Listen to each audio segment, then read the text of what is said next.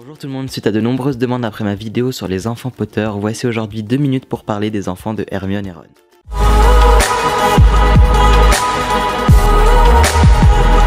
Hermione et Ron ont eu 2 enfants, tout d'abord Rose qui est née en 2006. Puis 2 ans plus tard est né Hugo en 2008. Ainsi, Rose a le même âge qu'Albus Potter, le fils de Ginny et Harry, mais aussi que Scorpius Malfoy, le fils de Drago et d'Astoria. Albus est d'ailleurs le cousin de Rose. Hugo, le plus jeune, a le même âge que Lily Luna Potter, la fille aussi de Ginny et Harry.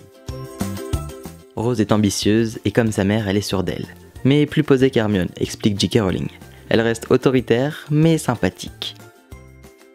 Peu d'informations étaient connues à leur propos jusqu'à la publication en 2016 d'Harry Potter et l'Enfant Maudit. Certains d'entre vous ne qualifient pas cette pièce de théâtre de suite officielle, car elle n'est pas écrite par J.K. Rowling entre autres, et certains ne veulent pas du tout la lire, c'est pour ça que je vous informe qu'à partir de maintenant, il y aura des spoilers.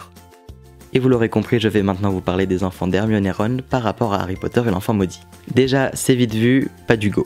Absence totale, aucune mention dans le script d'Harry Potter and the Cursed Child à propos d'Hugo. Pour Rose, c'est une autre histoire. Elle rentre avec Albus et Scorpius à Poudlard en 2017. Au premier abord, elle n'est pas vraiment fan du jeune Malfoy. On va apprendre que Scorpius, lui, est plutôt émerveillé et aime beaucoup Rose, ce qui paraît assez peu réciproque. Du moins, au début, c'est très tendu.